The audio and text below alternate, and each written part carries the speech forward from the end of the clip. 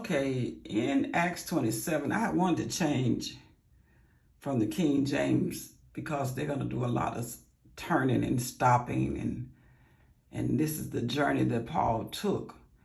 And I asked and I prayed and I said, Lord, why is it necessary for us to know what it was like with so many words we can't pronounce in this particular chapter? And why was it so important that you wanted us to see Paul's travel? And I believe that the answer God gave me immediately, because he said, I want you to know the struggle that it took for this man to let nothing stop him from getting my word to people. So this is going to be a book that's kind of hard to, it's not hard to read, it's just a lot of stops in the pronunciation of words. So I'll do the best I can. So I went and got another translation so that I can clearly show you what it was like to be Paul and determined to do what God told him to do. He was a very determined man. So, all right. When it was decided that it's already broken down, it took away the these and the thous. When it was decided that we should sail for Italy, they proceeded to deliver Paul and some other prisoners to a centurion of the Augustan cohort named Julius. So this guy named Julius was the one that he was in charge of Paul and other prisoners. And embarking in an Adramatian ship, they go into a different person or people ship, which was about to sail to the regions along the coast of Asia.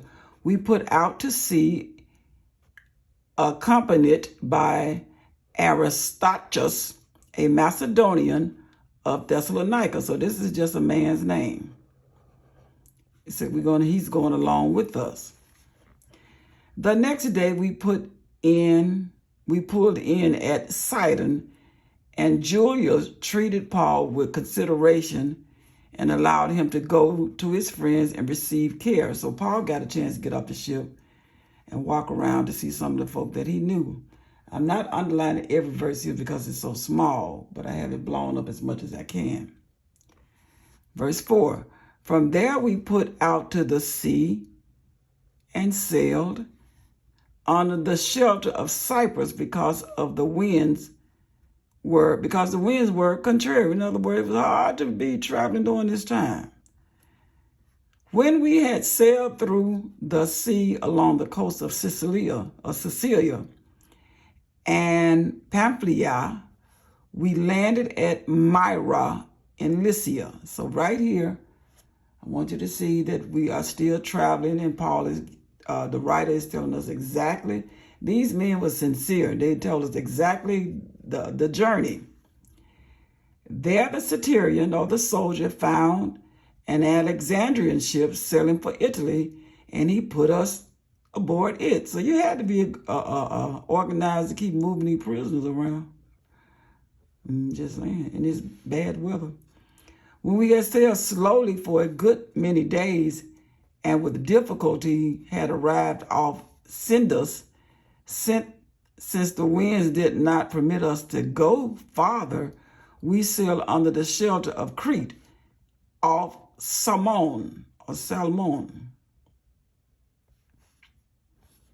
And God does not want you to be entertained. He just asks us to read. And in the reading process, we'll learn and we will change.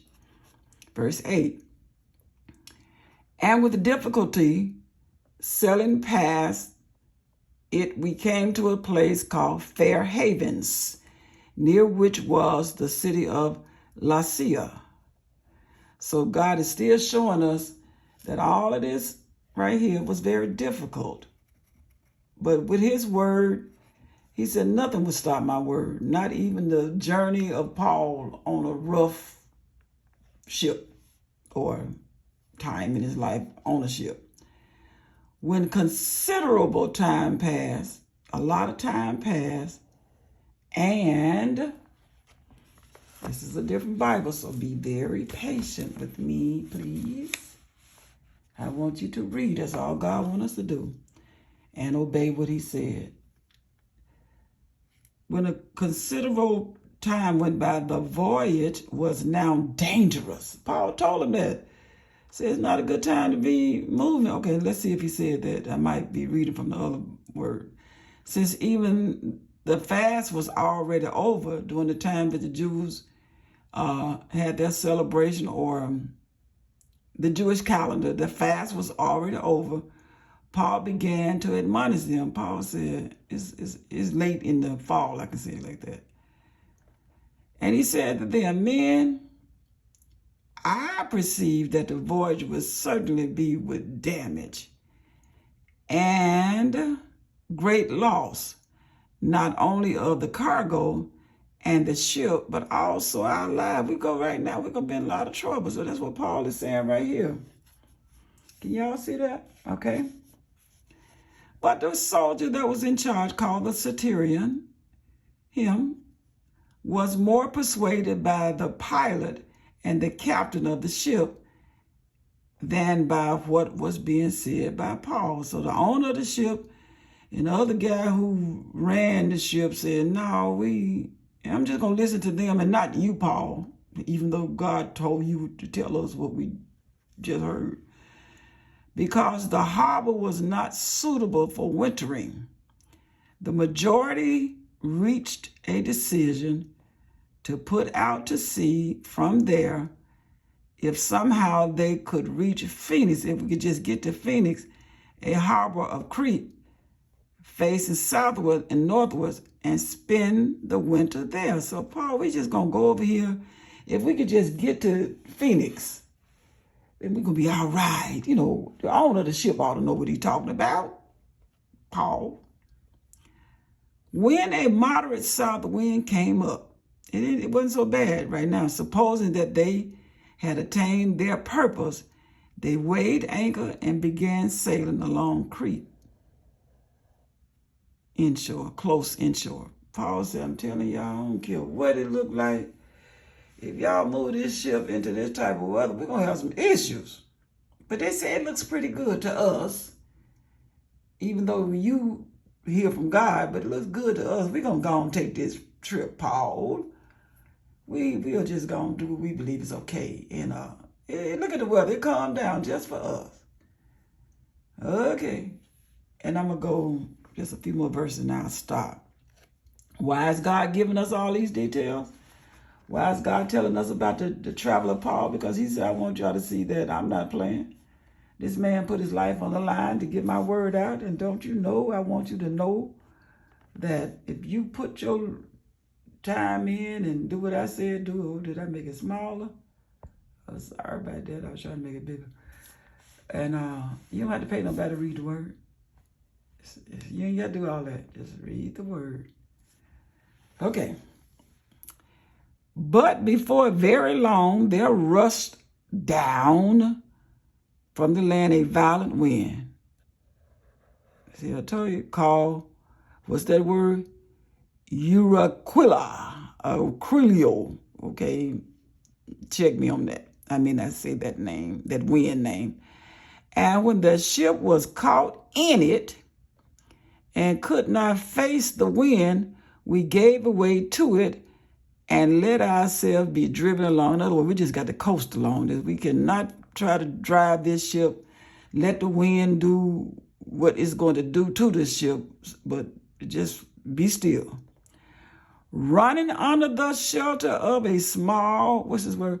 Running under the shelter of a small island called Claudia, we were scarcely able to get the ship's boat under control.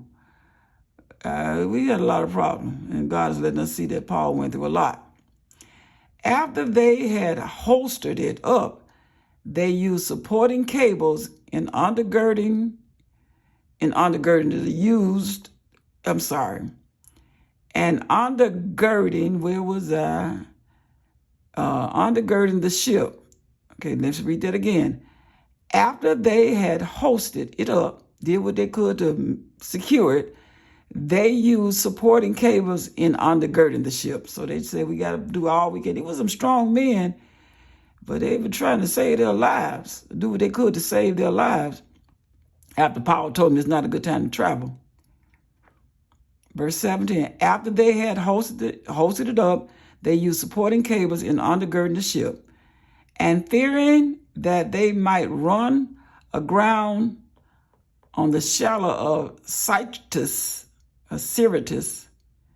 they let down the sea anchor, and in this way let themselves be driven along. Still going through a whole lot when they could have just stayed still and been safe. But no, I ain't listening to Paul with a word from God. We're just going to take a chance. The next day, as we were being violently stormed,